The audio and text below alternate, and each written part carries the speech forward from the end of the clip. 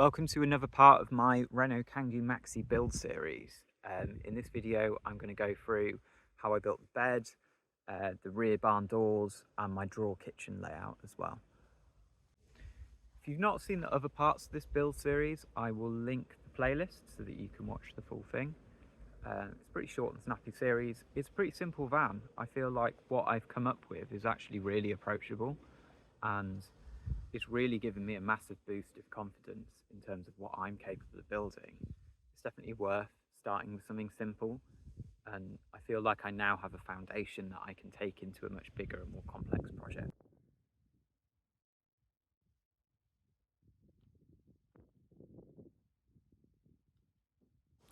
So I wanted to paint the barn doors a really bright colour that would really pop, especially thinking about my mood board and the kind of mood that I wanted the final vehicle to have. I wanted to incorporate some oranges, some sort of burnt autumnal colours in with the forest green that the van already had. So I went for a bright sort of coppery orange colour. I really think this helps make it pop. And then to finish it off and hide some of that carpet as well, I upcycled a tote bag that I had my like a graphic drawing of the van put on this, printed onto this tote bag, and then I cut the handles off, and it's created like a pocket, which is an ideal place to shove your Crocs if you're jumping in and out. On the other door I actually put, I reused the handles to make a little rail that you could clip some postcards or pictures of your travels to. So I've insulated it, I've carpeted it, I've rust-proofed the base. What's next? Well, a campervan needs a bed. My goal was to go for a metal frame bed. I think this is much better for airflow and making sure that there's nowhere that mold can build up. It's also nice and strong and sturdy, can be fixed into the chassis of the van, actually helps with the vehicle's rigidity. I also found this to be quite an affordable and lightweight solution as well.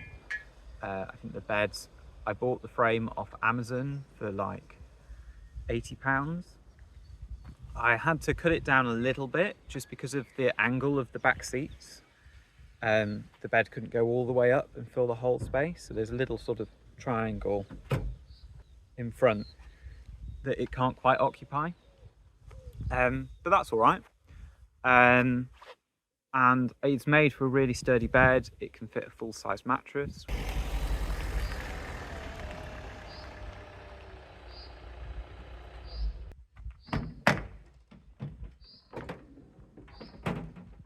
Got a full spring mattress, no sort of cutting foam down or anything like that, which you see so much in builds of beds that are made up of little squares of foam all pieced together, whereas this is just a full bed.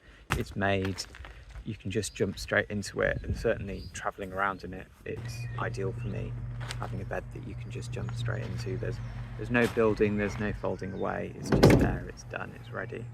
I really like that, and I think it worked really well, and it's really comfortable as well. You don't feel like you're sleeping in a van.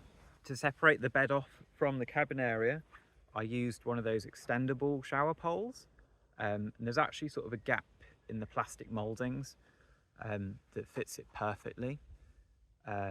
So you could get a proper curtain made up for this. I've just been using a blanket, which seems to be working perfectly fine. If you haven't subscribed, I am determined with this whole mission of vlogging and recording my work, so please do subscribe because there's a lot more to come.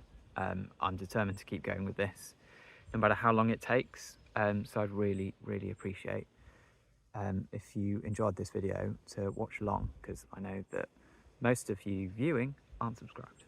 This is probably the most complex piece that I did, even though to some cabinet makers this might seem very simple, but I've never actually built anything like a cabinet before. For my plan to work, the kitchen needs to be pulled out. The bed's fixed in position. I can't use any of the space within the cabin to just plop a cabinet in. It needs to be on a pull-out drawer system.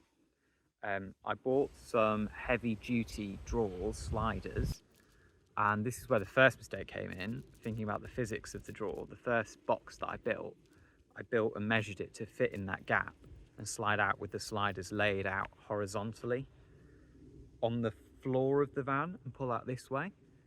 I found as soon as I did that, every time you pulled it out, the drawer would come off the sliders and the sliders would bow down.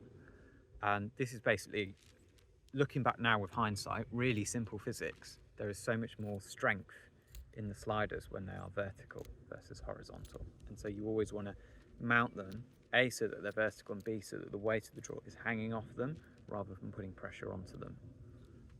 So with that in mind, I then had to account for the distance to the side, so my drawer had to be slightly narrower, but it did mean that the drawer could be slightly taller.